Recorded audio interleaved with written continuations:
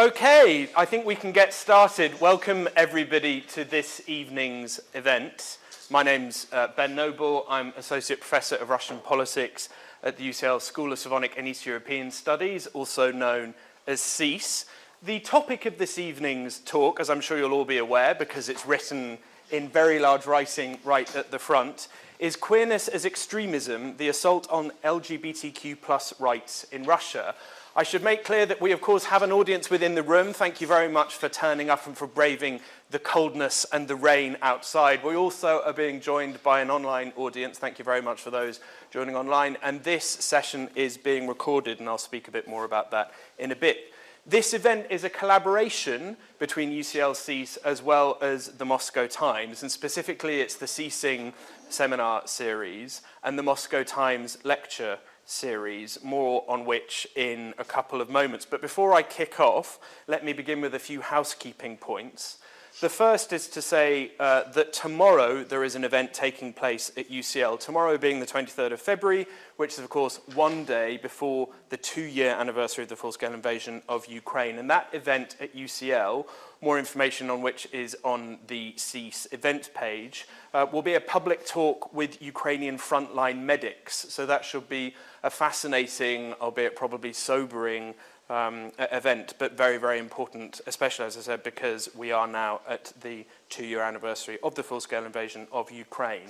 Regarding tonight's event, we've got this room until 8:45, but I'm going to wrap things up probably by 8:30. If there is strong demand for questions, then we can push on a bit. After these opening remarks for the event, Olga, who I'm going to introduce properly in a bit, is going to speak for about 45 minutes, and after that we'll have Q&A, and the questions will only be coming from people in the room, so make sure that you can think about some excellent questions. We're not going to have questions from the online audience, so apologies for those online if you have burning questions. I've mentioned that this session is being live streamed and recorded, and because it's being recorded, when it comes to the Q&A, please bear that in mind, that if you ask a question, there is publicity associated with it, so only ask a question if you're comfortable with that. I mentioned a couple of minutes ago that this is a collaboration between UCL CEAS and the Moscow Times lecture series. Before I hand over to Olga to give the talk this evening, I'm going to hand the stage to Alexander Gubsky, who is the publisher of the Moscow Times, for a few words about the media outlet as well as the lecture series. So, Alexander, over to you. Thank you very much. Okay. Good evening, everyone. I'm happy to see so many people on this rainy day. As one of my American friends with British passport say, no, if British people won't come on rainy day, they are not British. So thank you very much for that. A few words why Moscow Times is now in Europe and Amsterdam, and why we are doing lectures, why we do lecture tonight in London. Unfortunately, we are, since 2022, we are the oldest independent Russian media.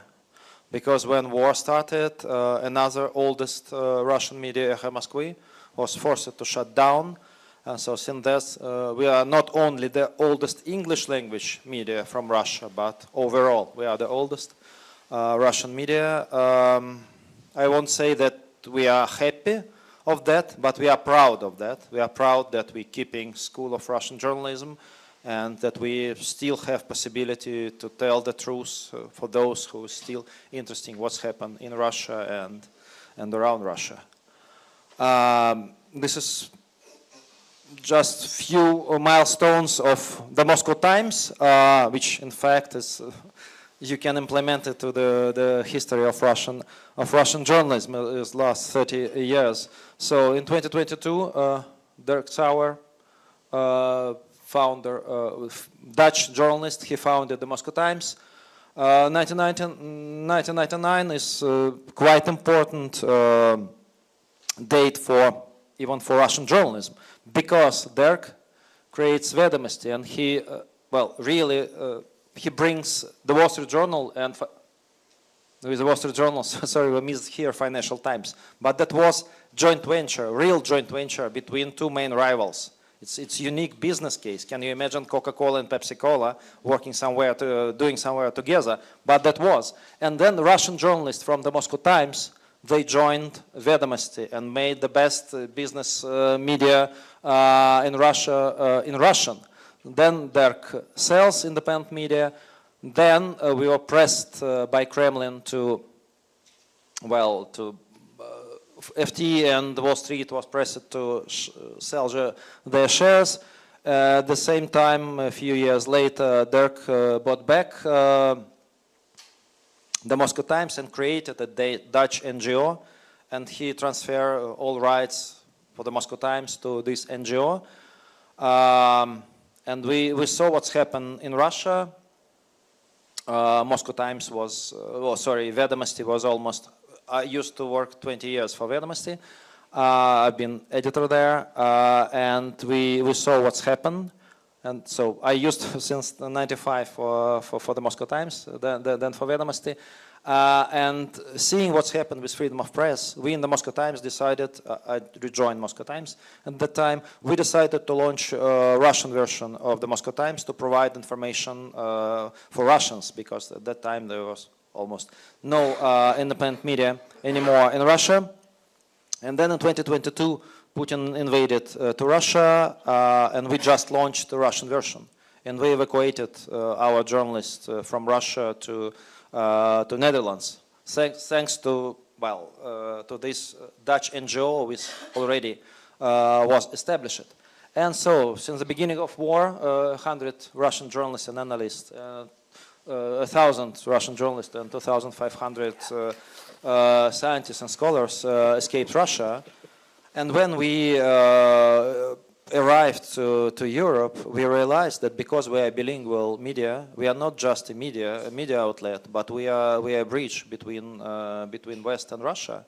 And so we decided, wow, so many great analysts and editors and researchers are now in Europe and America.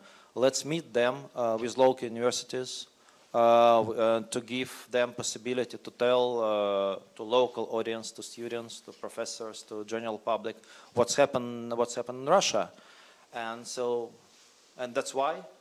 So here, oh, sorry. Here we've been before, and tonight we are here. Ben, thank you very much for the invitation. We are here at UCL. I'm happy to be here. We have a great speaker, and now Ben will tell about Olga. Thank you very much.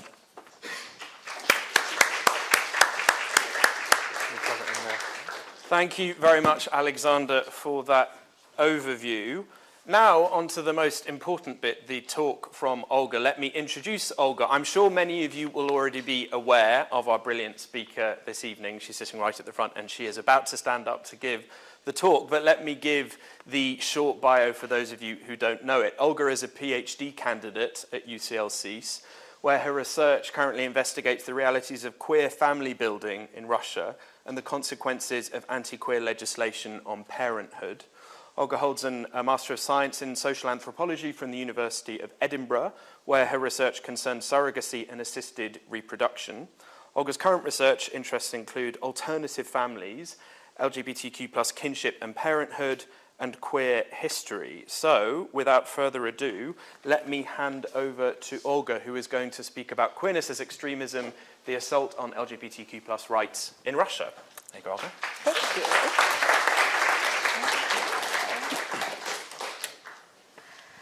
Thank you so much, Ben, and thank you, the Moscow Times, for organizing this. I'm going to try to make this talk least depressing, but bear with me because it might get a little bit depressing at times.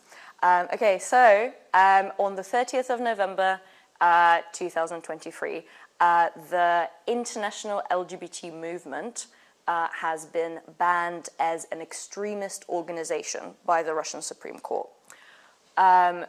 This puts the international LGBT movement in line with Alexei Navalny's Anti-Corruption Foundation, and also potentially Meta, Mark Zuckerberg's Meta, and approximately 13,000 individuals who are on the list of extremists and terrorists in Russia. Oleg Kozlovsky, Amnesty International's researcher, said that anti-terrorism and anti-extremist legislation in Russia is a form of silencing of political dissent and a form of terror, a way to instill fear into Russian people and not allow them to speak up. So how did we get here? Why is it so important for the current Russian government to claim that being queer is extremism, like terrorism? Where do anti-LGBTQ plus laws come from in general? How do they relate to authoritarian governments in recent Russian past? And how do queer people live under those anti-LGBT laws? How do they manage to resist? What is it like to be queer? I want to explore all of that and take you on a little journey, both historically and culturally. So what we're going to talk about today is, I'll give you like a brief overview. I'll trace anti-LGBT legislation in over the last 100 years, basically. And then we will turn to the most recent, Putin's war on queerness. I will explain what that is. And then we will talk about how the anti-LGBT legislation has escalated since Russia's invasion of Ukraine 2 years ago, and what we might expect to come next, and how are we going to deal with this, basically. So let's start with going all the way back to the revolution. So this is a wonderful photo from the St. Petersburg in the 1920s. This is a photo originally found by Ira Daldugina, a wonderful scholar of Russian queer history. And this is a wedding in the heart of St. Petersburg, where I believe some queer soldiers were getting married and invited all of their friends to a party. So how could this be? Homosexuality or sodomy, mужеложество, was criminalized under Tsarist legislation before the revolution, and then when the Bolsheviks came, they actually decriminalized homosexuality. How did this happen? It wasn't for particular kind of progressive views of Bolsheviks, but actually because the anti-LGBT legislation, anti-homosexuality legislation was tied to religious kind of moralist views of certain forms of sexuality as sinful. And Bolsheviks wanted to move away from any form of kind of legislation that had a religious background, to move away from the monarchy. And the criminalizing of homosexuality was one of these laws that was just kind of disappeared from the new criminal code in 1922, which kind of led to a slight period, a short period of freedom for Russian queer people. It doesn't mean that Russian kind of queer people in the 1920s in Russia were extremely free or, you know, wildly accepted. They still had to endure police raids and various forms of oppression and abuse, but at least they weren't kind of formally criminalized. And this is something that I would like you to remember, that changes in anti-LGBT legislation don't necessarily follow any form of kind of queer uprising or anything that the queer community has necessarily done, but oftentimes are linked to political gain, political ideology, and ideas about who the government wants to side with. So the kind of relative queer freedom didn't last long. 14 years later, in 1934, Joseph Stalin has recriminalized sodomy, mužoložstvo. It's not incredibly clear why he had this idea. The criminalization happened under severe secrecy. There are some ideas about how it might have had something to do with fears around young people's radical anti-Soviet views. There are also some scholars talking about potential fears of German Nazi propaganda amongst homosexual circles in big cities of the Soviet Union, like Moscow, Leningrad, in Kiev and Kharkiv.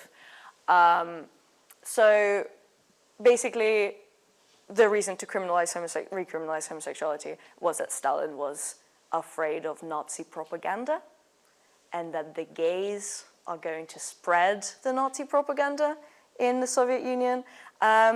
Once again, it didn't feel incredibly connected to the actual livelihoods and well-being of queer people, but the Soviet sodomy legislation was then used to imprison thousands of people over the course of the Soviet regime. We know about 26,000 cases of men being prosecuted for queer sex, basically. It's believed by scholars that this number is actually much, much less than the reality. Dan Healy estimates around 60,000 people over the course of the Soviet regime. And this obviously doesn't include the repressions, the forced psychiatric kind of repressions that a lot of queer women went through, and men as well. Nevertheless, even though queerness was definitely criminalized and out of public eye, it didn't mean that queer people didn't exist at all and were just like locked in their houses.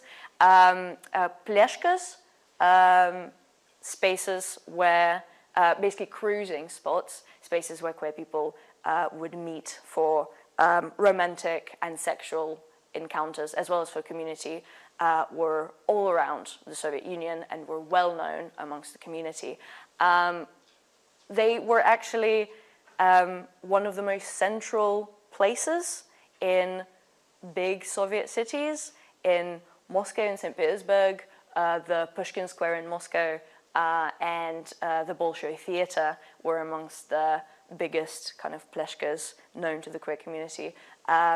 Queer people actually kind of actively resisted by existing in the very heart of the Soviet regime. And as Yevgeny Fix says, kind of the politicization of pleshkas, kind of existing by changing the urban landscape, being remembered and recording your community by just like being there and having fun and having sex, was one of the things that queer people in the Soviet Union did a lot for years. So moving on to kind of more fun stuff, the 1990s was a time of kind of a sexual revolution after the Soviet Union collapsed. Sodomy was decriminalized in 1992 or 1993. It's said to be connected to Russia joining the Council of Europe. It might have been a requirement for joining. There are some scholars like Van over here that believe that it actually wasn't a requirement, but rather it was kind of a decision. Basically, it wasn't actually a big priority for the Council of Europe. at the time, but nevertheless, the elites that were making decisions about the legislation of the new Russia decided that this was a good move, probably, for their hopefully European future, which led to a kind of first moves towards organizing, creating a community, a lot of early queer entrepreneurship, gay clubs, specifically gay venues, gay magazines, a bit of activism, particularly activism related to HIV and AIDS, was all happening in Russia in the 90s.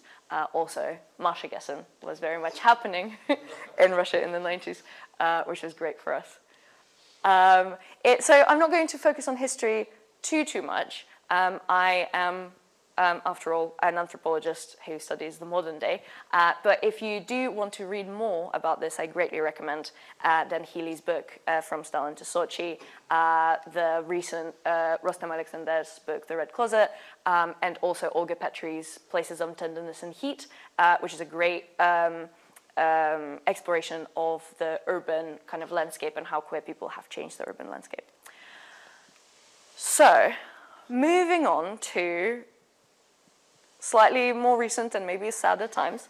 Early 2000s was a time of this Putin-era prosperity that had to do with kind of proximity to global capital, and there was a lot of kind of perceived queer freedoms. A lot of more public spaces were taken by queer people. Even in the Russian Duma, it was said that queer people in 2002 was said that queer people are an undeniable, if unpalatable, fact of nation's life.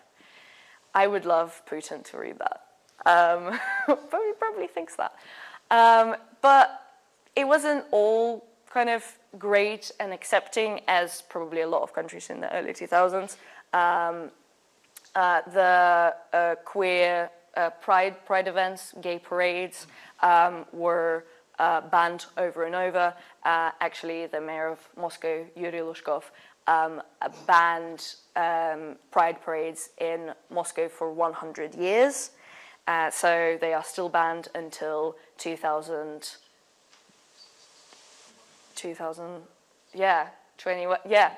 for another 100 years, which is not great. Hopefully in 100 years we'll have like the biggest parade ever to celebrate.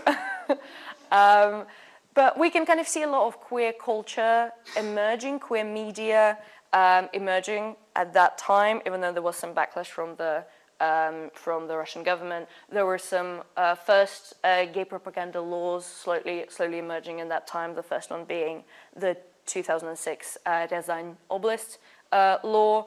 But there's some kind of hope as well in the queer community that maybe kind of it's a moment to unite forces with other post-Soviet nations as well. There was some hope for Belarus and Russian pride in 2008 or 2009. This is all cut short by the anti-gay propaganda law of 2013. So the law was unanimously passed in June of 2013 and then signed into force by President Putin in July. The anti-gay propaganda law prohibits propaganda of non-traditional sexual relations to minors. It's an administrative offense that is punishable by a hefty fine. And how did this happen? Where did this come from? There's a lot to say about why exactly the gay propaganda law of 2013 actually came to be.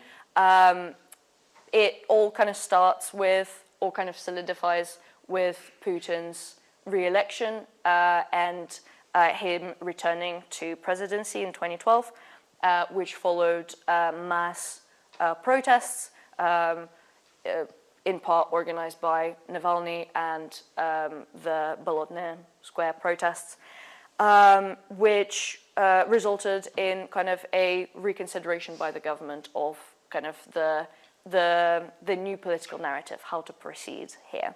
And the new course of action, the new narrative that Putin's government took was the defending traditional Russian values. So what does this mean? What are the values that we're defending? It's not incredibly clear and has never been clear, but there are a few kind of aspects to this. First of all, it's a move towards problematizing low birth rates. It's kind of a pro-natalist, birthing more Russians, particular types of Russians, kind of narrative. It's also pondering to the Russian Orthodox Church, which was a big sponsor of Putin's return to presidency. But it is most importantly creating an enemy within and an enemy outside. These non-traditional values were supposedly propagated by the West. The West is trying to colonize Russia. The Gay Europa is trying to implement this, all of these terrible things, and we are protecting the nation from this colonization, very kind of righteous narrative, and the protector, Putin, is here to do that. But it's also creating an enemy within. It's creating this kind of narrative of otherness of queer people within Russia, these people that seemingly have just appeared because of this Western propaganda, and it's appealing to very natural kind of othering of non-normative sexuality and gender expression. So yeah, here we are. Kind of this all culminates in a series of various laws, including the gay propaganda law, the federal gay propaganda law. Ooh. So what happened after? What happened for 10 years since 2013? We did also see some protests around the implementation of the gay propaganda law, including the infamous Afisha 2013 issue of the Afisha Journal that was in one of the... Ooh. Huh? Maybe not, no? Hmm? Ah, here we go. Yeah.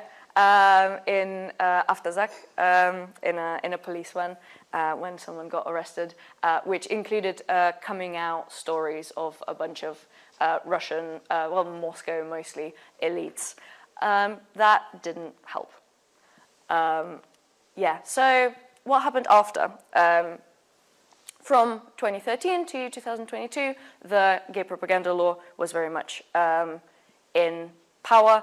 It made all queer-related content an 18 plus kind of adult-only form of content. So you had to mark everything that speaks of LGBT people either positively or neutrally as 18 plus.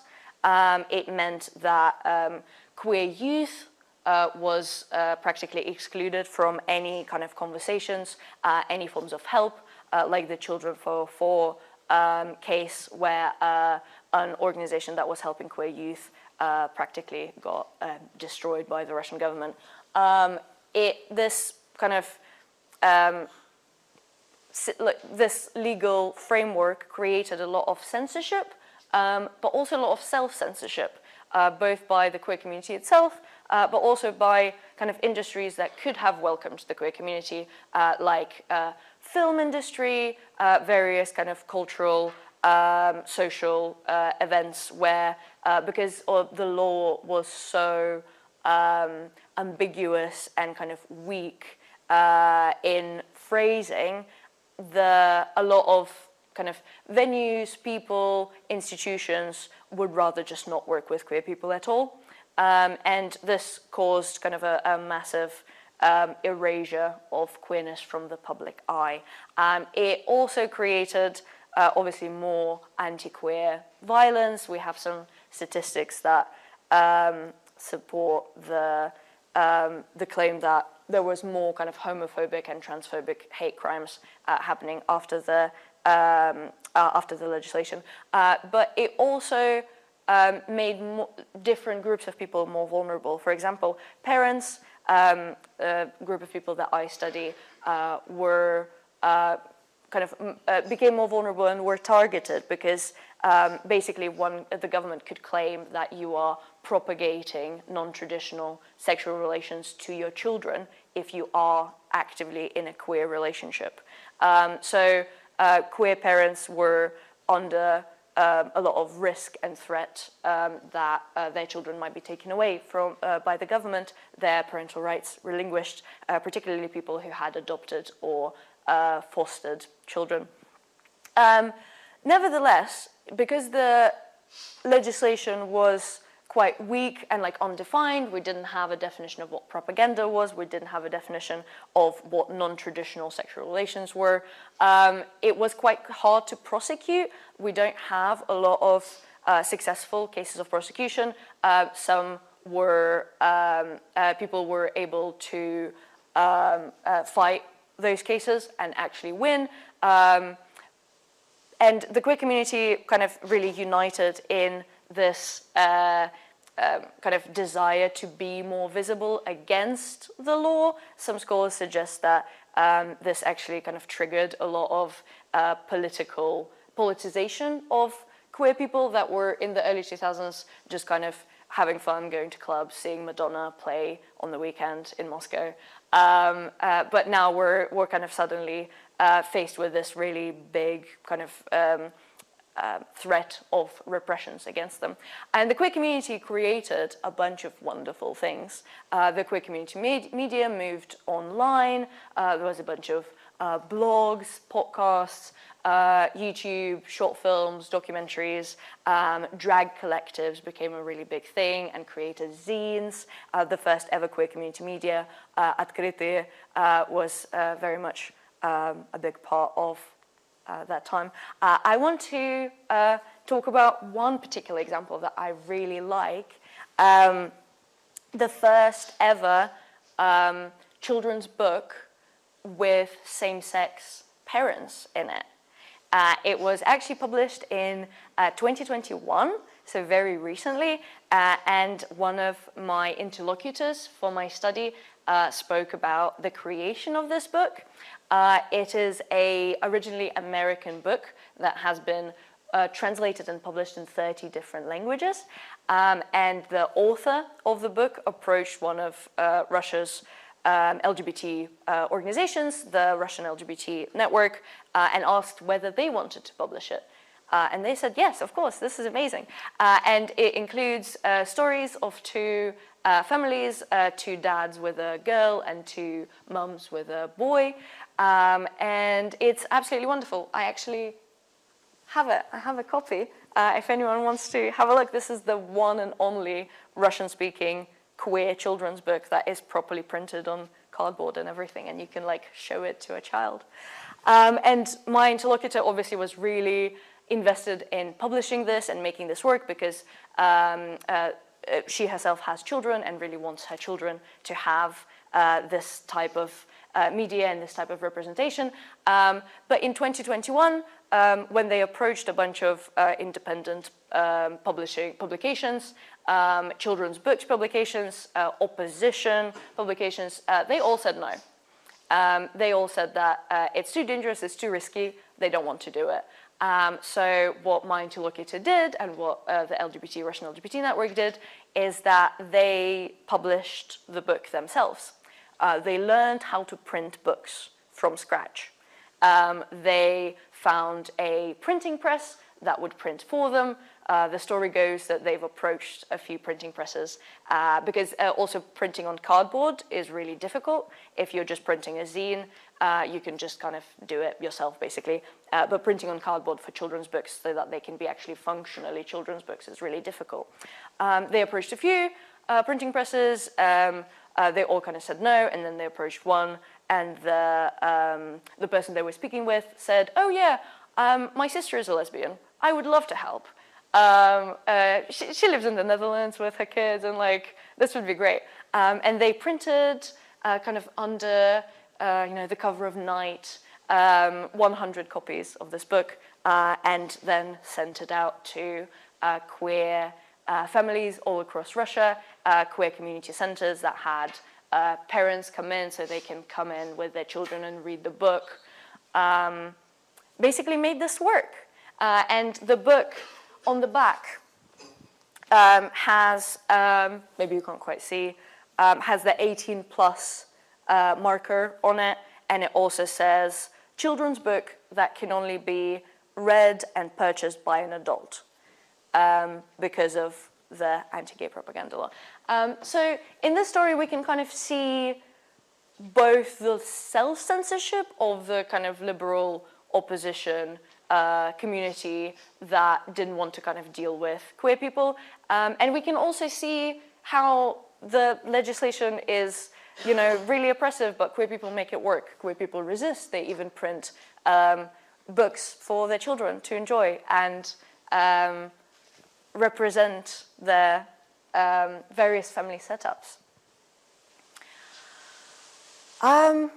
Back to more depressing stuff. So we were kind of, this talk is a bit of a roller coaster, right? I'm like giving you a bit of like nice news and then again. So homophobia and queerphobia has greatly been weaponized since Putin's invasion of Ukraine in 2022. From the very first days of the war, it was obvious that the traditional family values narrative is going to be used by Putin's government a lot to justify their actions. The Patriarch Kirill of the Russian Orthodox Church mentioned gay parades on the 4th of March as the reason for why Russia invaded Ukraine. Putin has mentioned the traditional values, gay propaganda, gender freedoms, whatever that is, has sided with J.K. Rowling, which is very weird, in the very kind of first weeks of the war. So it was very evident that that was where things were going. And indeed, in December 2022, we got an expansion of the gay propaganda law. The new, we would say probably an anti-LGBT law, because it didn't just mention kind of non-traditional sexual relations, although all of that is anti-LGBT, but it explicitly included kind of queerness alongside pedophilia, which is also very bad. And basically now you were not allowed to publish or publicize in any way propaganda to everyone, not just minors. The fines were greatly increased, from individual fines to also massive fines to TV, streaming, and online, any form of online kind of queerness. What can we see statistically? So this law was signed into power on the 5th of December 2022, and we have kind of 1 year of cases. So we can see that in 2022, before the new law, the original anti-gay propaganda law had 22 cases. In the following year, there were 150 cases against people being charged with gay propaganda. 52 of these cases were successful. This sounds terrible, but actually for Russian court proceedings and legislation, it's very low. Usually it's about like 90% of cases in Russian courts, the defendant is found guilty. So the fact that only 52% of these cases were successful is kind of a testament to how kind of weak and undefined the law actually is, right? But ordinary citizens are fined, companies are fined, and we can see actually a really large number of cases against TV and streaming.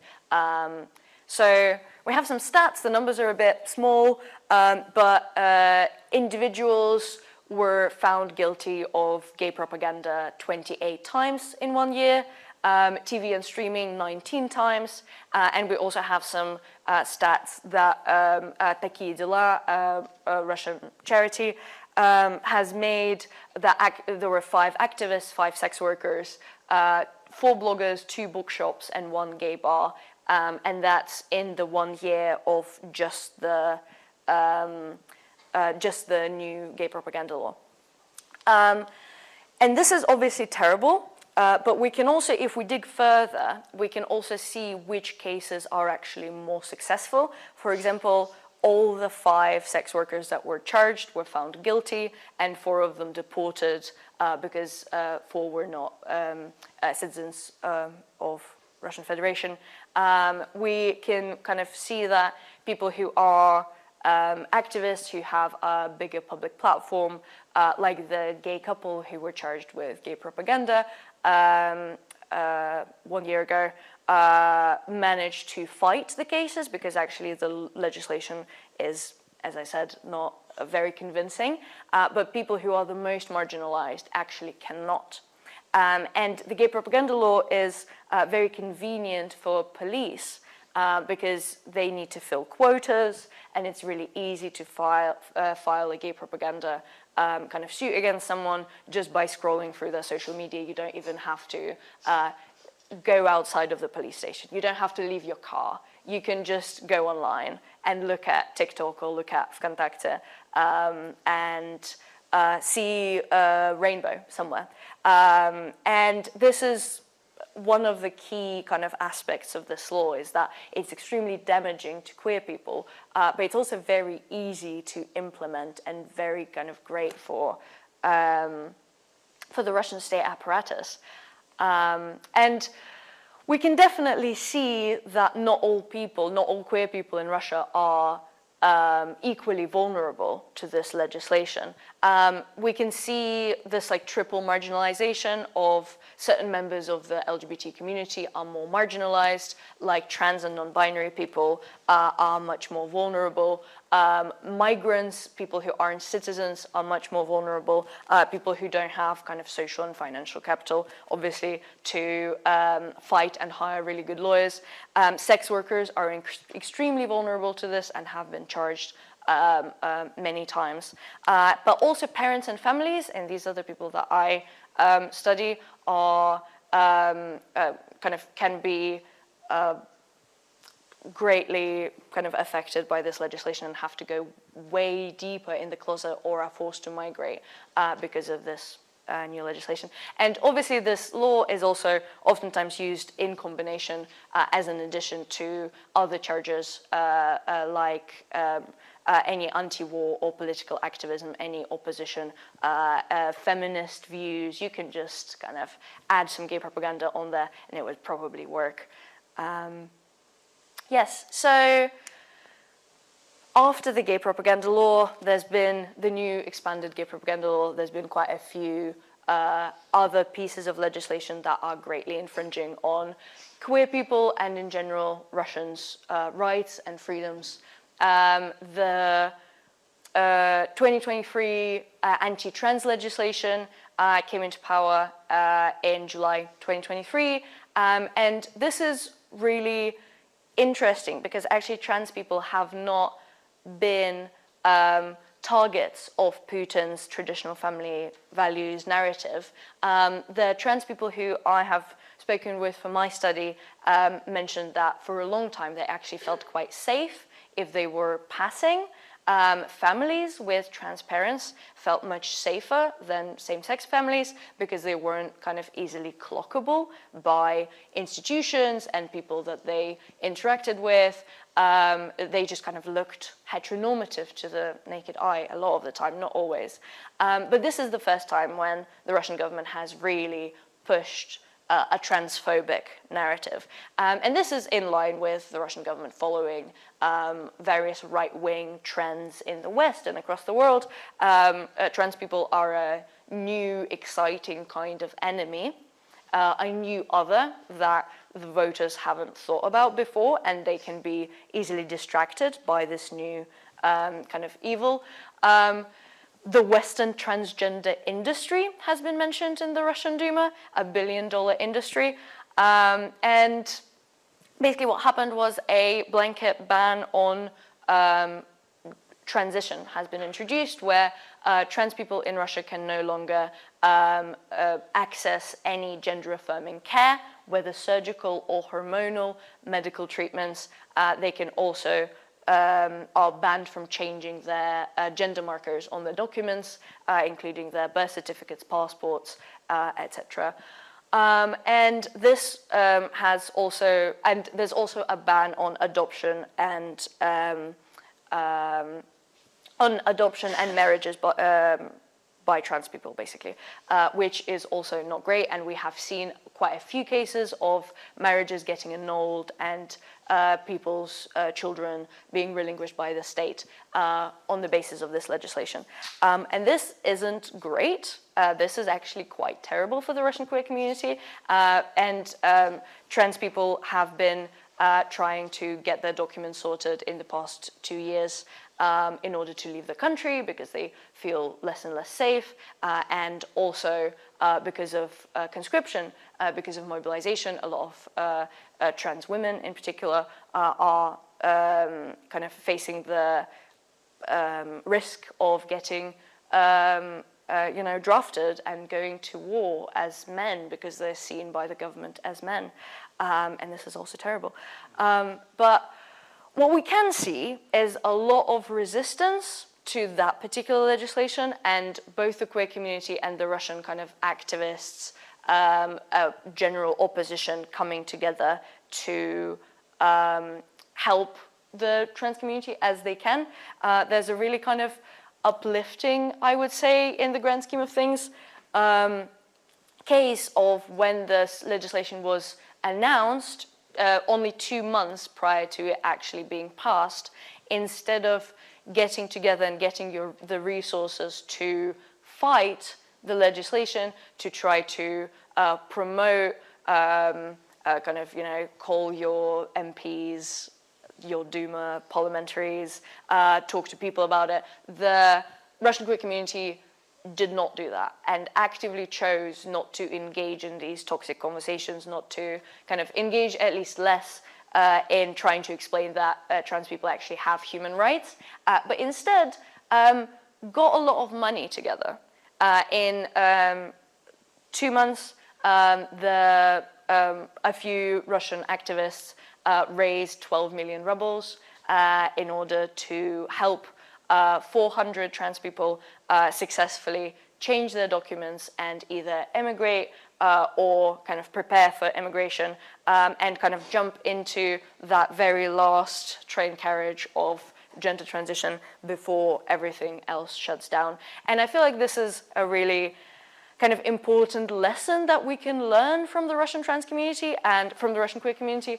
And I will say this again later, but a lot of my interlocutors and a lot of LGBT activists in Russia say that the queer community experiences what the majority of the Russian opposition will experience in 5 to 10 years.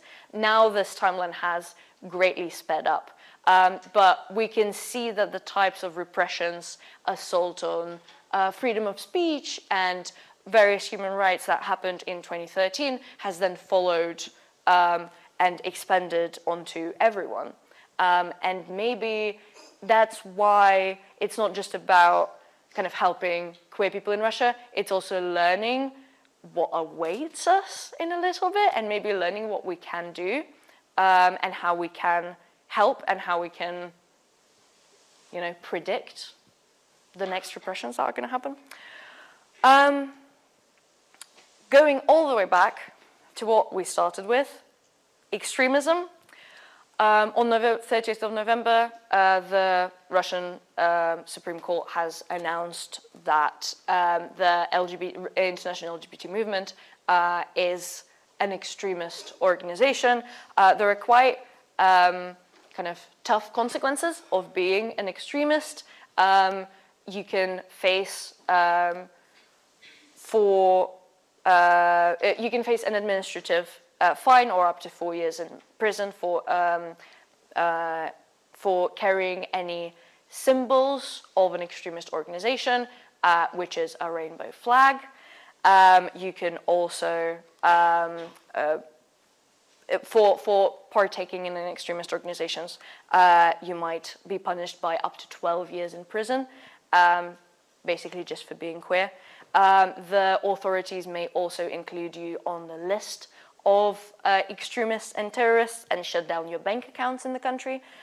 You are also barred from running for public office if you are associated in any way with an extremist organization, which is actually quite an important one, isn't it?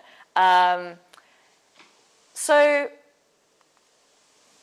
what has been happening since then? What has been happening since for the last almost 3 months? So 1 month later, at the end of January, actually maybe a bit more than a month, at the end of January, we can already see 18 cases of censorship of media and culture on the basis of the LGBT movement being an extremist. 10 various reports, 6 queer clubs and parties that were raided and subsequently shut down, 3 queer organizations closing, and we can see more legislative initiatives. And we can also see the first ever case of public display of symbols of extremist organization, which is the rainbow earring right there, that a woman from Nizhny Novgorod, I believe, was wearing. Little rainbow frog earrings, and she was fined for having extremist symbols on her. So I guess a big question is what happens now? We can see that the extremist kind of ruling is not just ideological, it is very much a practical way to suppress people's rights and freedoms and silence the queer community even more. We can see that it is, in addition to the gay propaganda legislation, it is actively working and is being used by the police. What can we do in this climate and in this situation? I would propose a few things. First of all, archive and document queer history and queer culture. Just like the photos that I was showing before, that would not have been possible if queer people didn't save and archive their history and what they had. We are now seeing that potentially a bunch of books are going to be banned in Russia because of LGBT propaganda, weirdly including Dostoevsky and Stephen King. There's like this massive list. We don't actually know where propaganda is in any of them, but there are conversations about maybe creating a public Google Drive or a library or website with all of these books accessible in case they do actually get banned. It's really important to keep our stories and keep our narratives and documents, also because anti-queer legislation is cyclical and authoritarian governments come and go, and we can't let our history be forgotten when this authoritarian government hopefully soon falls. We also should support Russian and Russian-speaking queer organizations. Queersvit is one of the organizations that helped the trans community and fundraised for the 400 trans people to change their gender markers on the documents. They also help queer people migrate from Russia and Ukraine and try to kind of support queer people's desire to change where they are, leave, and adapt in new places. Which brings me to my next point, facilitate migration of queer people from all of these really dangerous contexts. We can help by writing to our MPs here and thinking about how migration from Russia is not just kind of people running from the political regime in general, but also queer people running for their lives, basically. And it's great to just learn more about the queer community, consume Russian queer media, follow queer activists, keep informed. So I guess a really big, like a few takeaways that I want you to, remember from this is that anti-LGBT legislation isn't really about queer people themselves. It's about ideas, ideology. It's about political alliances and who, and it's about silencing people in general. It isn't really just about queer people, but queer people do suffer because of it. And kind of repressions never end with the queer people. Usually it's followed by repressions across the board. And just kind of remember the very depressing thing of you should care about anti-LGBT legislation because it's usually what happens to everyone in like 10 years.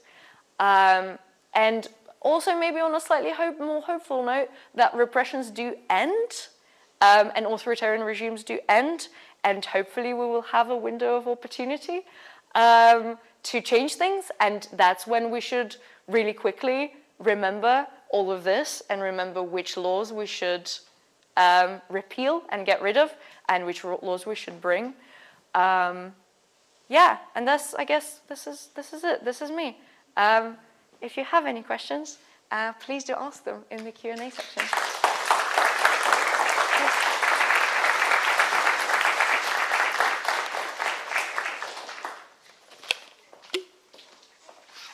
Thank you so much for that fascinating talk, Olga. We're going to sit here for the Q&A. We have got, by my reckoning, about 30 minutes for questions. And this is how it's going to work. If you want to ask a question, we're going to be very old-fashioned and basic. You just raise a hand and I will select people from And I have microphones, so... We have a student helper who should be somewhat fantastic. No, I'm fine. Moscow Times should bring something to this event, so I will bring microphone. Or at least I will ask first question. In a second, Alexander. Thank you very much. So when it's your turn to ask a question, I'll make it clear who's been selected, and the mic will get to you, either by Alexander or the student helper if they can fight over who's going to take the microphone. And when you ask a question, if you feel comfortable, please do introduce yourself so that Olga can maybe tailor the response to make sure that she's responding to you directly. But do not feel any pressure to identify yourself if you do not want to. A reminder that this is being recorded and live streamed, and I mentioned that point about publicity at the start, so if you're uncomfortable with that, then of course you can come up and ask a question to Olga afterwards when that won't be recorded. So, do we have questions in the room? I think it's, because we've got 30 minutes, let's cluster them. So the first question in the front row, please. Next question right in the back. Is it Agnieszka? Yeah, hi. And then third question here. So we will write down the questions. So if we'll take them all together. Your question first, please. Thank you. Ben, but can I? Okay, Ladna, okay. I'll be the third. We just have to wait until the microphone. Hello, hi. My name is Gigi. I just landed in the UK the day before yesterday from Nairobi, Kenya. I work with a trans, intersex, and non-binary based organization in Nairobi called Jinsi Yangu, which basically translates to my gender. And the biggest question I have out of this presentation is, how do we have the conversation around decolonization of a community, especially in a context where the histories and the narratives of that community have been erased? Yeah. Brilliant, thank you. So the second question, it probably makes sense. Agnieszka, do you mind if we come to you third, just because for the proximity of the microphone? So the second question is here. Mercedes, yeah. Hi, I'm Mercedes, PhD student at Birkbeck. Just one very brief, quick question about the slide of who's been fined in 2023. You categorised individuals, and then there was activists, sex workers and bloggers, and I was wondering why they weren't with the individuals. And another question just about regional variation, because Moscow is very different from the rest of Russia. And then right at the back.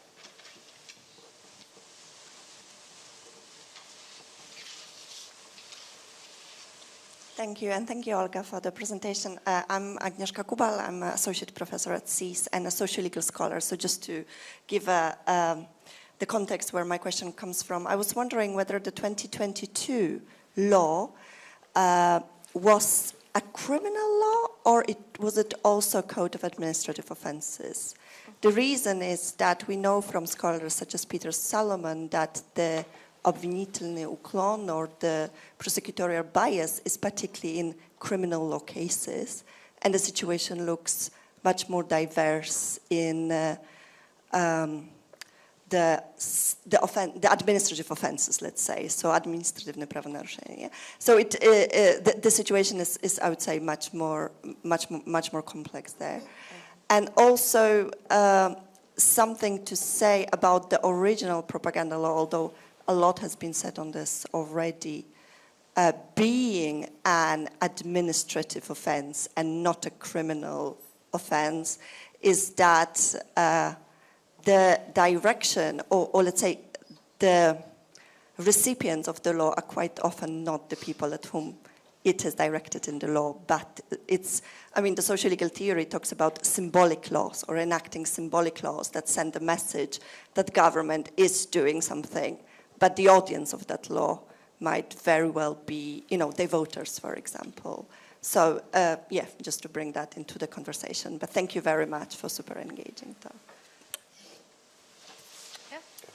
Okay, I'll start with Mercedes because that's an easier question. Basically, the way that the stats are represented is because of that's taken from Pekidila and their data analysis. And I believe it's just because these categories of individuals they were able to figure out. And it was mentioned in the cases that, for example, it was a blogger or a sex worker, and the rest of the individuals are just kind of individuals that don't have like an additional category. So these kind of extra categories are all extra on top of the 28 individuals, and it might as well be that among those individuals there are also kind of special categories that just they haven't been able to figure out. And the other question about regional variance is actually really interesting because there's a lot of regional cases, and actually one of the harshest cases around gay propaganda come from not from Moscow or St. Petersburg. For example, the case where a trans father has been, his adopted children were taken away from him, is actually from Yekaterinburg, and that that region is kind of famous for, or infamous for really terrible rulings around kind of queerness and transness in general. But I do think it really depends on the area, and it depends on kind of the police in the area as well, and like who they want to, which laws they want to use to prosecute people in general. But yes. Now to Gigi's question, I think it's extremely important to talk about colonization, and the vulnerable group that I didn't mention is non-white people in general. Everyone who isn't white in Russia, in the queer community, is more double marginalized and more vulnerable. And the Russian queer community is very guilty of also not talking about that. a lot, and I guess questions of kind of how do we talk about various types of marginalization in Russia is also a really important one, and Queersviet are doing a lot of work on that, where they help queer people and BAME Russian-speaking people, and kind of try to talk about the intersections and like intersectionality. But yeah, there's a lot of really great organizations that deal with decolonizing the Russian context and intersections of queerness in decolonization. But yeah. Yes, and Agnieszka's question, yes, the 2022 law is also an administrative law. There is a criminal, kind of, if you have a few administrative charges, you can be, it can be prosecuted as a criminal offense. But this is definitely a case of symbolic law, and this is definitely a case we can see in the 2022 decisions that the majority of prosecutions are kind of streaming services that were streaming films that include queer scenes or queer-coded scenes, or websites and websites being banned, etc.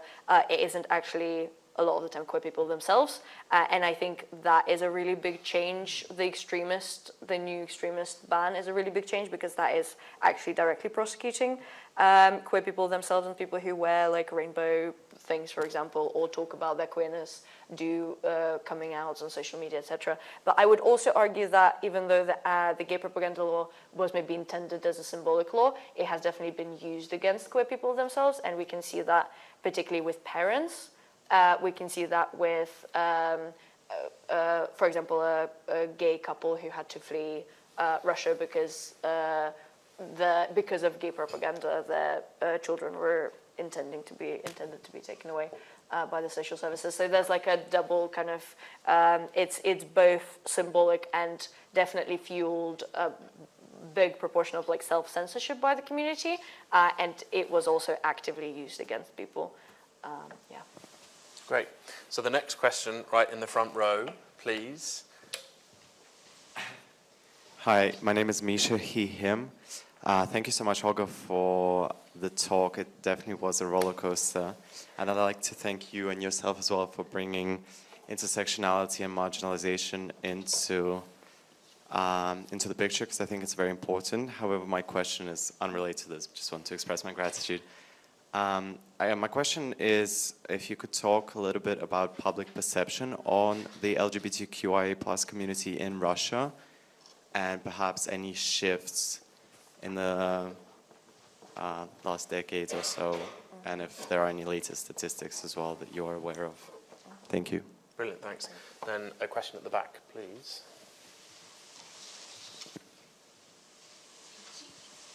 Hi, my name is Joelle. I'm a second-year undergrad student at CEAS. And so basically my question is, very often in Western media portrayals of the queer community in Russia, we kind of get this homo-nationalist perspective of queer rights being a part of Western exceptionalism. So I wanted to ask you how, especially research-wise, how can we do queer people in Russia justice without propagating that like harmful narrative? Yeah. Great, thanks. And then the third of this cluster right at the back, please. Thanks. Hi, I'm Erwin Nazrut. I'm a professor in the medical school, primary care and population health, and I'm interested in two aspects. Firstly, thanks for your whistle tour of some of the gay issues in Russia. I'm sure there's a lot more to talk about. But I'm interested in healthcare and what has it meant in terms of access to healthcare for LGBT people in the last 10 years, particularly in the last 5 years. And the second is a different angle, really. You touched on the history, but you started really from the revolution. And I wanted to ask you whether you have any knowledge pre-revolution. Are there, for example, any examples in Russian literature, like there are in English literature about possibly normalizing same-sex relationships, like, for instance, Shakespeare's sonnets, you know. So is there any such example? Okay, maybe I'll start with your question actually, and then go back. I was worried that I'm starting too early, but actually, maybe I should have started way back. There's definitely a lot of queerness in Russian literature, and we know about Russian queer lives going back to medieval times, where there were mentions in kind of religious laws, for example, that monks weren't allowed to, should be very cautious of beardless men, because they could be really attractive and the monks might feel the urge to have sex with them, and that's prohibited, which means that there were monks having sex with beardless men, because clearly why else would they have the need to write that down? So we definitely know that there's a really rich kind of queer history, and actually Tsarist legislation from pre-revolutionary legislation was more liberal than, for example, anti-queer legislation in the UK, and actually for a long time it only applied to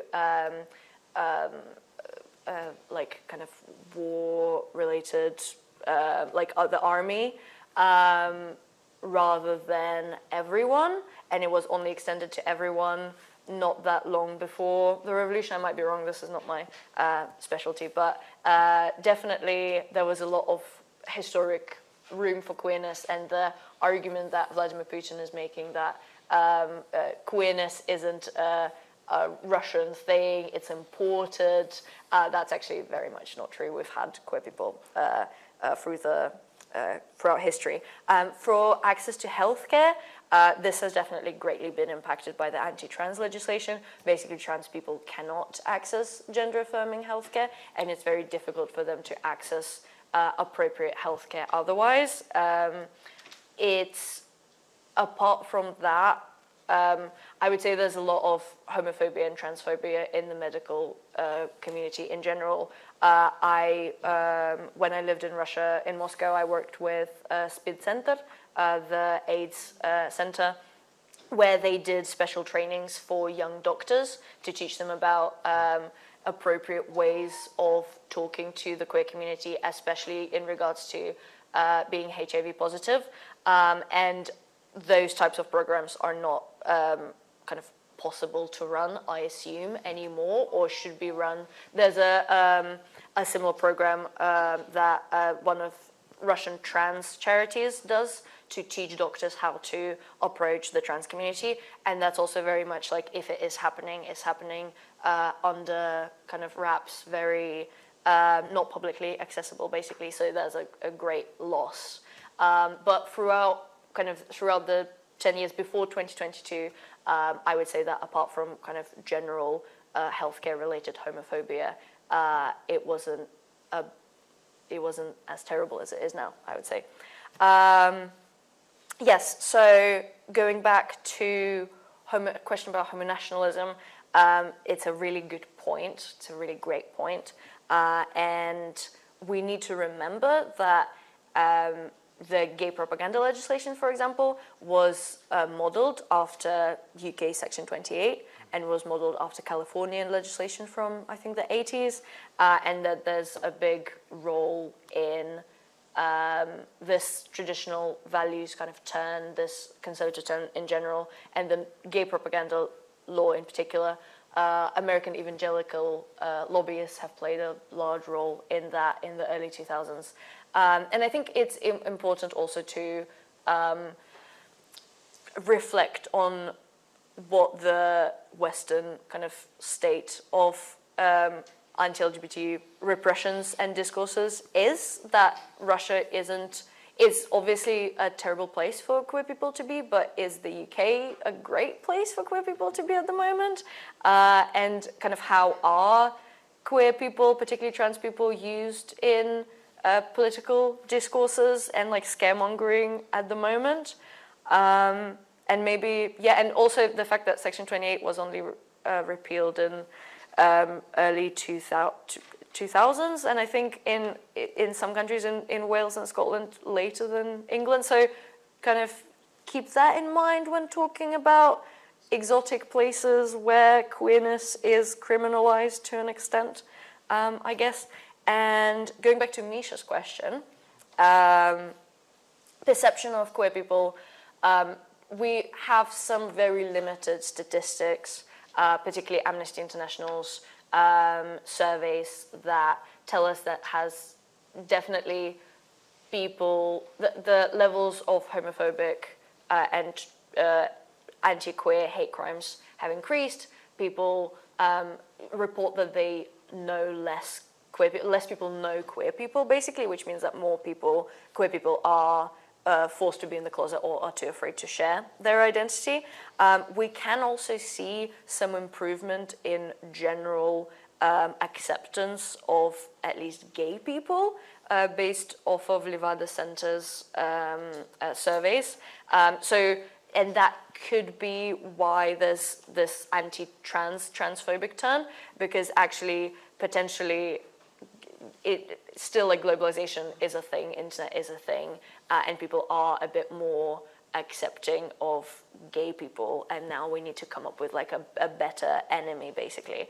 But we don't have very reliable statistics either way, and we definitely don't have kind of many ways of getting that data, and we also don't have many ways of improving people's perceptions of queer people, and propaganda is a really real thing. And you know, that's why during the constitutional amendments campaign, queer people, particularly gay dads, were used as one of these kind of scarecrow, kind of red herring tactics to distract people from the actual reason for the constitutional amendments.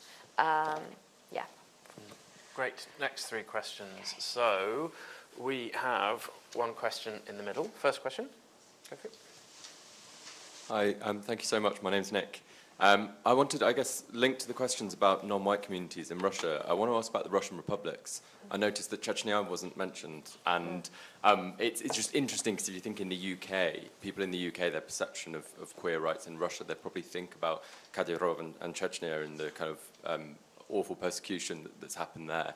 And I'd love to hear your thoughts on, you know, Putin and Kadyrov, and what are their, do they share a same end goal when they think about anti-queer persecution?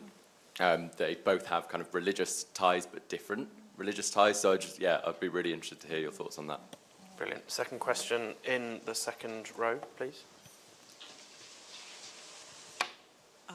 Thanks for the talk. One thing that I wanted to mention really briefly, you talked about archiving, and I have been archiving Russian books and movies that feature LGBT plus characters for a few years now. You can access that for free on Instagram at Kvirkino. The question is, what do you think the influence of the TERF, trans exclusionary radical feminism movement, is on the queer community inside Russia? Because as a queer member of public, I remember coming to the UK and being surprised that TERFs are not just teenage girls who spend too much time on Twitter, but actual like grown-up women. And do you think that TERF movement has such an influence on the queer community in Russia in terms of the contemporary legislation? Yeah, thanks. And then the third question, just go here, please, thanks. Thanks. My name is Misha, and I'm just finishing my PhD in queer cinema and television from the late Soviet period. Using queer theory to look at cinema and television from the late Soviet period at the University of Warwick, and I'm from Chavashien, which is in Russian Chavash Republic, and I hate that I have to say that to people, because obviously I don't want to use the Russian language. Thank you so much for that question about Chechnya. I just, obviously predictably, I wanted to ask whether, do you think this law actually matters for colonized people in Russia? Because in most Russian republics, even basic things like HIV medication hasn't been available for such a long time because of the federal kind of funding asymmetries. then in many North Caucasus republics, even access to abortion has been curtailed for decades, basically. And when sort of queer people, queer Russian people, wherever they live in Russia, ask for people to care, it always feels like kind of an insult to the colonized people, because we haven't had the same rights for a very long time. And why should we care when nobody has cared about us for such a long time? And then I just have a really small point. Sodomy was not decriminalized in the whole of Russia. It was specifically retained in Muslim areas of the SFSR and the USSR. And there was a picture of Parajanov. Parajanov was born in 1924 when Georgia got its own penal code separate from the rest of Russia. They also recriminalized it because the Soviets had a very racist view of Oriental people, what they considered Oriental people, and they thought they were kind of more prone to homosexuality, so they thought that they had to be kind of protected from their own natural urges. Thank you so much. Thanks for that. So, before you launch into responses, we have 8 minutes until 8:30. If those of you need to leave at 8:30, please feel free to go, but we might, because I saw that there were still questions remaining, I want to give as many people an opportunity to ask questions as possible. So, I'll go over to you. Okay. We'll combine Nick and Misha's questions. First of all, thank you, Misha, for that note, because that's a really, really important point. And I guess, first of all, Chechnya, I maybe should have spoken about it, but also I feel like as kind of this talk is aimed more at kind of English-speaking audiences that aren't familiar with the context, I assume that's the bit that they would be the most familiar with. But definitely the tortures and murders of queer people in Chechnya that have been going on for many, many years now are supported and sanctioned by the Russian government, by Putin. And I do think that there are different motivations, I guess, of the Kadyrov's Chechen government versus Vladimir Putin, but also I would argue they are similar to an extent of it's a strategy to retain power, to legitimize your rule using certain I guess ideological ideas of otherness and who to blame for what and who should who should the nation be cleansed of. Yes, but going back to Misha's question, yes, this is a really, in the grand scheme of colonizing, in the grand scheme of colonialism in Russia, the gay propaganda law might seem like quite a white privileged problem to have. And I think I would urge us all to think about it as one of these kind of various strains of repressions and the government turning authoritarian. And I would say that we should probably talk more about the other types of repressions that Russia has kind of turned a blind eye on throughout Putin's presidency, basically throughout the last 20 years. And yeah, I would say, and also I guess the republics and native people in Russia should care about this because they are also a lot of them are queer, and that like kind of queer liberation should be intersectional, and queer people should care about decolonization and vice versa. Yes, going back to your question, I don't think I've got your name, but the fact that you do queer kino is amazing because I've been following that Instagram for ages, and I finally can put a name to the or face to the name, and that's such important work, archiving queer cinema. And actually, one of my friends is doing a PhD on bisexuality at Oxford with Dan Healy, and is writing on queer cinema, and has been actually using all of these like kind of archival resources and kind of finding all of these niche queer cinema that has otherwise would have been forgotten. The role of TERFs is interesting. I don't really know much about the role of TERFs in the current kind of Russian queer community and the kind of what is happening in Russia at the moment, I would say that the Russian queer community isn't immune to TERFism, as like the UK isn't, and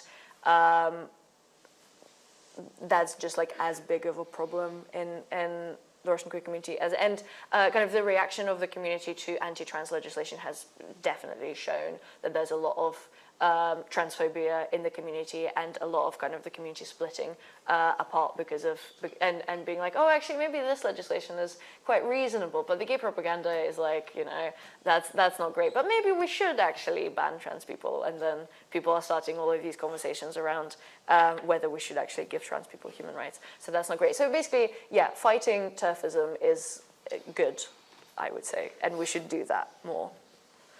Okay, so we probably have time for 2 questions. You have very patiently been raising your hand, so the first question can be yours. Hi, Ola dear. I'm Misha, so that makes us 3. I'm a Russian Korean person, so and as such, kudos to everyone who mentioned the intersectionality and everything. I guess I have a comment and a question. Maybe this is irrelevant because I missed the first 15 minutes of it and maybe you mentioned it, but I feel like the anti-LGBTQ plus laws have been applied so strategically and so kind of specifically, and they've been targeted at people who sort of touch the untouchable subjects, like Лето в пионерском галстуке, the case, this kind of infamous case of a book about 2 pioneers in a summer camp falling in love with each other, which seemed scandalous to the authorities who kind of cling onto this idea of the kind of immaculate Soviet legacy where this cannot exist. So I feel like Milonov and like all the other like diabolical persons sitting in the Russian government, they kind of, this is a really political thing to them. So, and they were like, personally, as someone who worked in the cultural sector in Russia for quite some time, I noticed that there were some ways to mitigate that or to sort of escape the censorship. Like when we organized the first, and I imagine the last, retrospective of Barbara Hammer, who was the pioneering lesbian filmmaker, in the very center of Moscow, so in Gorky Park in 2020, I think it was. I translated the subtitles for that retrospective, and we only managed to screen those films for a full audience because they were announced as queer films, where the authorities didn't even know what that meant. So yeah, so we just used queer as like,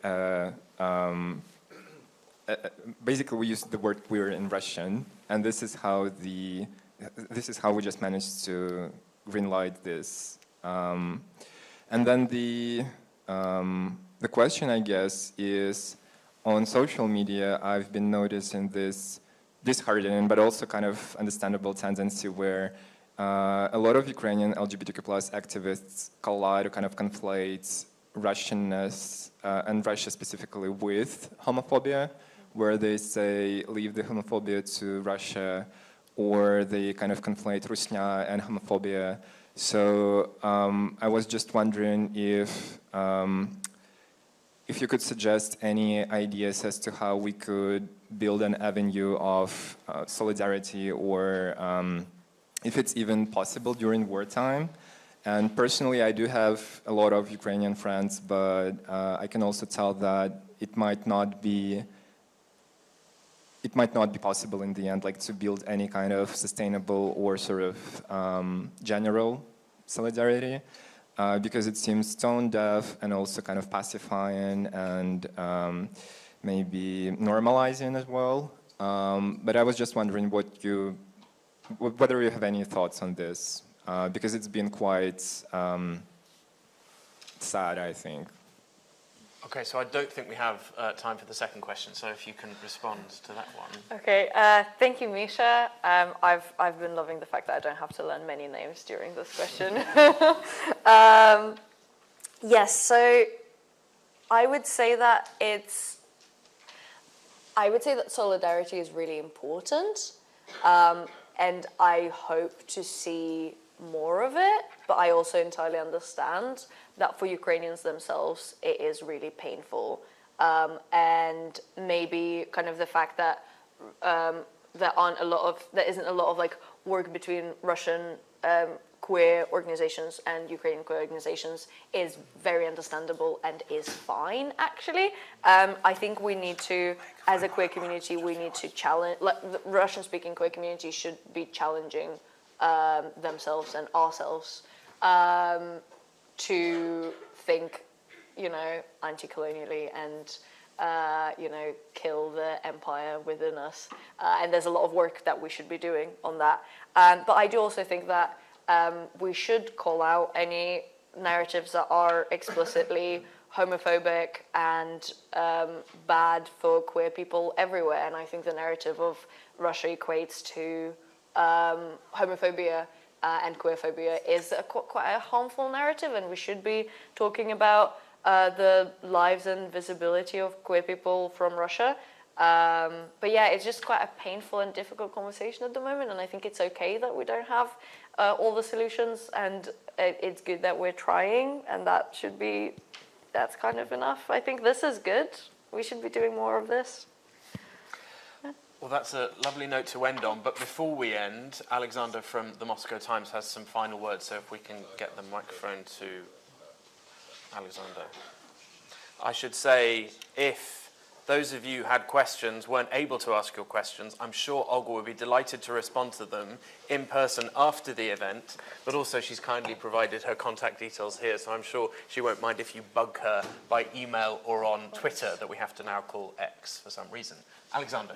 Ben, again, thank you very much for the invitation. Olga, thank you very much for the great presentation, one of the best lecture in our series. Thank you very much indeed.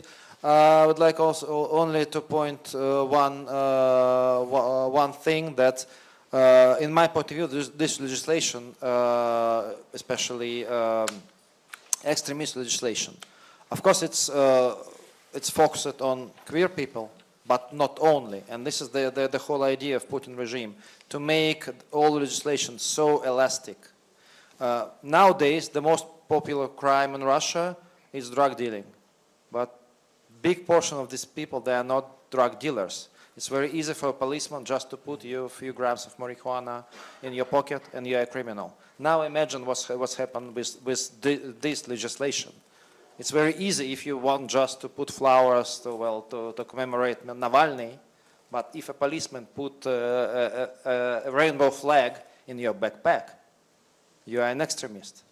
Well, 10 years in prison, your bank account is closed, you are out of the society completely, and if you are a real queer person, you have hope, maybe with the help of global organization, you have chance to escape, to immigrate. But if you are not a queer people, how you can prove it? And this is the idea, to shut Russian up. And this is, unfortunately, very efficient tool to do it. So again, thank you very much, and very soon this lecture will appear on Moscow Times website in English, and also with Russian subtitles, and also on the website of UCL. So thank you very much. Alexander, let me thank you, Alexander, and the Moscow Times for giving the opportunity for Olga to add to the existing bank of great lectures. And as you say, this has been a fantastic edition. Let me thank the audience members for coming, for listening, and for some fantastic questions. Thank you very much to the audience online. And most importantly, thank you very much, Olga, for a fascinating talk. Thank you.